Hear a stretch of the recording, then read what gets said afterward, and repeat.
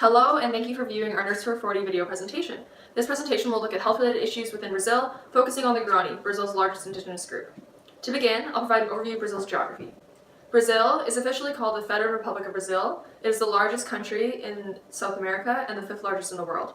Its eastern coast sits along the Atlantic Ocean, while its west border comes in contact with almost every country in South America. It has a lot of landscapes within its borders, including tropical forests, plateaus, low mountains, and rainforest. The country is further divided into 5 regions or states. And now to Leah.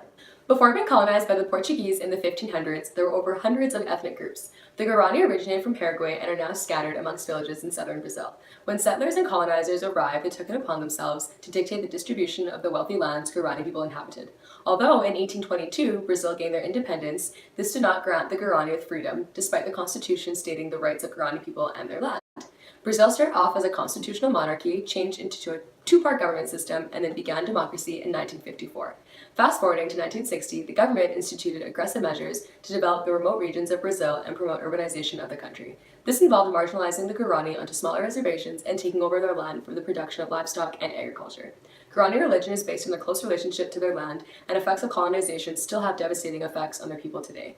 During the economical miracle period, 70% of the country had become urbanized, which contributed to the assimilation of Guarani land. It wasn't until 1995 that Cardoso's presidency aimed to revise the constitution and focus on the economical state and recognize social security.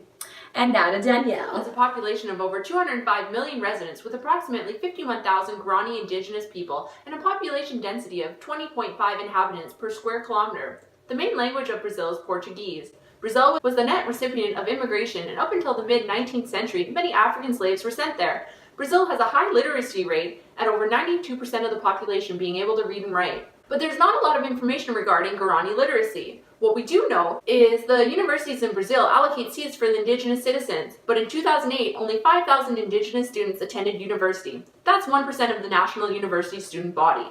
In terms of economy, Brazil is in the upper middle income country, with their GDP amounting to over 3 trillion. Their total health expenditure is over 8%. Brazil is a large export economy and the 32nd most complex economy according to the ECI.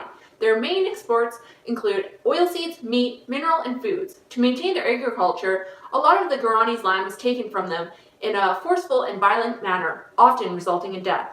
Off to you, Hannah. In the 1980s, the Brazilian healthcare system shifted to one that is universal, known as the Unified Health System, which took a primary care approach and was funded with tax money. The education of health workers in Brazil is comparable to that in Canada.